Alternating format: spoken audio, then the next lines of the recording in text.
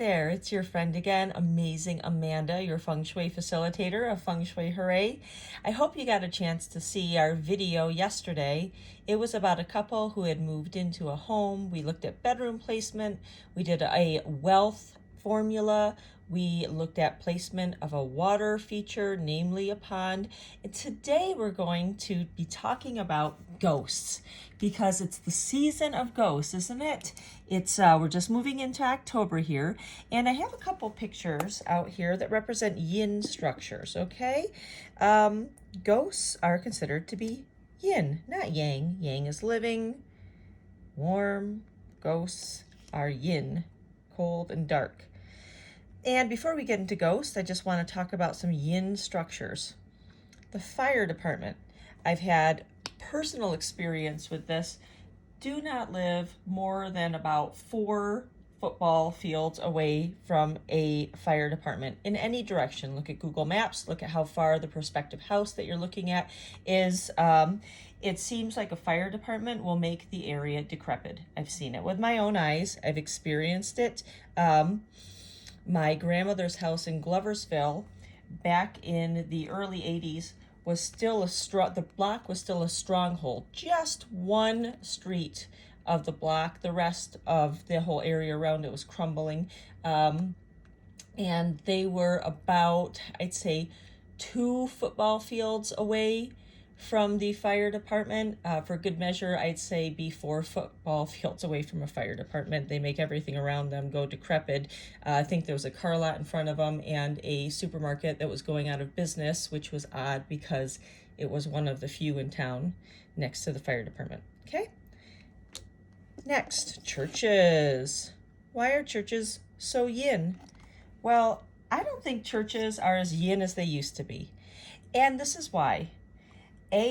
There's funeral homes. So unless this is a Catholic church that has wakes in it and lots of sadness, we're talking about sadness, and or people are fervently religious. They go to this church. The reason why these are considered structures that you don't want to live around is because a lot of the energy will be sadness, and a lot of the energy around it will be prayers going to heaven, which takes away some of the natural chi and energy from around your house. So think about what kind of churches. These days people are not as religious as they used to be. Think about what kind of churches would have people praying like crazy and taking the energy that might be around your house, a block or 2 around your house, and sending it up to heaven. Okay? Think about that. So we're talking really, really, really religious churches, and also places that may have frequent wakes. A lot of times the wake is held in a funeral parlor. So we don't really talk about funeral parlors so much that I've seen in Feng Shui. That'd be the same concept. That'd be sadness, and sadness around the area, residual sadness. Okay. And now let's talk about ghosts and trees. This is a stump. And a lot of times the Chinese will believe that a stump that is 4 feet or higher might house a spirit. So they cut them down. Stumps are bad in Feng Shui, right? This might be one of the other reasons why there's such, teaching about stumps in Feng Shui. It might be kind of a spin-off from the 4-foot spirit living in the tree. Let's talk a little bit about ghost paths. Now, we all know the Northwest is called Heaven's Gate, right? A lot of heavenly energy. The man, the father is represented there. It does not have to do with ghosts. It's an excellent place to, if the numbers work out in Feng Shui, it's an excellent place to have your front door. But the Northeast is called the Ghost Gate. And it's kind of funny to picture a bunch of ghosts at the door waiting to come in. But even at the Ghost Festival, the Ghost Days in China, people keep that northeast door closed. It conjures up images in my mind of like Beetlejuice when they're all in the waiting room. Anyway, so that's the Ghost Gate. And I did read a case study recently about a house that had 5-2 combinations. Now, a 5-2 combination we all know is like the destruction, possible cancer, calamity, all that combination, 5-2 or 2-5. And 5-2 and 2-5s are very common in houses, especially in period 8 that we'll be in for the next couple of years. That's a 20-year period that we fall in until we go into period 9 and all the charts change. So what is it about 5-2? Well, let's talk about hollow wind chimes. A lot of times, metal hollow wind chimes, a lot of times we hang a wind chime outside of the 5-2 combination because the metal decreases the bad earth, right? And as we move into period 9, the 2 is not going to be as bad. It's getting more shang as we move into period 9, then 1.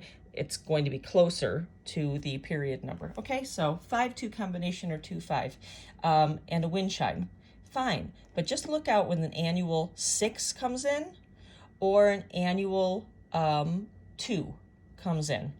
And the annual numbers change every year. So right now, I think the annual 6 is in the middle right now. This is 2001, and the annual 2 is, let me see, 6, 7, 8, 9, 1, 2. 2 is, oh yeah, I should know this. It's in the north. Okay, so wind chimes, 5-2 combination or 2-5 combinations with a 2 flying in or a 6 flying in. And that makes me think about things that are hollow.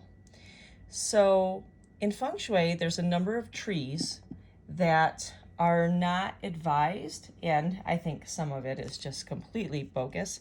But there's a saying that says something like, don't plant your willows in the front, plant them in the back, as well as in mulberry trees.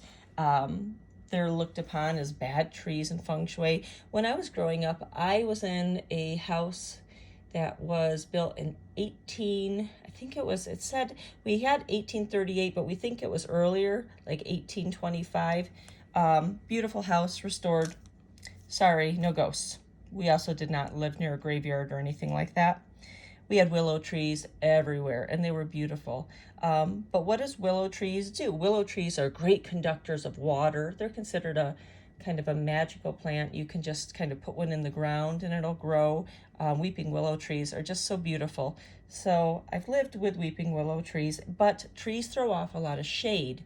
So in that respect, these trees are considered yin. And I love willow trees. You can go under them, and that's so beautiful, and it is a magical place. And I think that's one of the reasons why Chinese folklorists didn't like them. Mulberry trees is another. I love mulberry trees. Mulberry trees grow big, huge, and shady, and they have like berries you can eat all over them, kind of like blackberries. They're delicious, but they also throw off a lot of shade. So, but here we go. Banana trees. What would it be about bananas that would be attractive to ghosts? Well, I can tell you one thing. My mother, when she lived in St. Croix in the Virgin Islands, planted a banana plantation. And one thing I learned about bananas is that bananas are an herb. They also have a hollow stem. Some people think that ghosts are attracted to wind chimes because of the sound. I don't think so. I think they have a hollow stem as well. Hollow metal wind chimes are hollow, just like banana plants that harbor ghosts. So I think it's the hollowness of it. Now, I have seen with my own eyes a portal. Now, it's not like a swirling portal. What I'm talking about is more of a path. So when people, first of all, if you live in a house near a graveyard, your view shouldn't be facing the graveyard. Please try and block that out just for your own psychological health. But I have seen this with my own eyes. In Gloversville, New York, there's a museum. The museum is haunted. It's got a lot of old machinery, sewing machinery. It's got just a lot of old tools. It's like a historical museum, and it celebrates the area. And right down the road. So this ends at a T-junction. So basically there's a cemetery here, then about maybe 1 or 2 blocks, and the museum is right here. So that would be considered a portal. It's actually a path the ghosts take to the structure. Interesting. So that's my little lesson today on Feng Shui and ghosts. If you do have a ghost in your home, usually the spot where they will be is think of the coldest or darkest area in your home. That's what I've read. Now, this is an acoustimeter.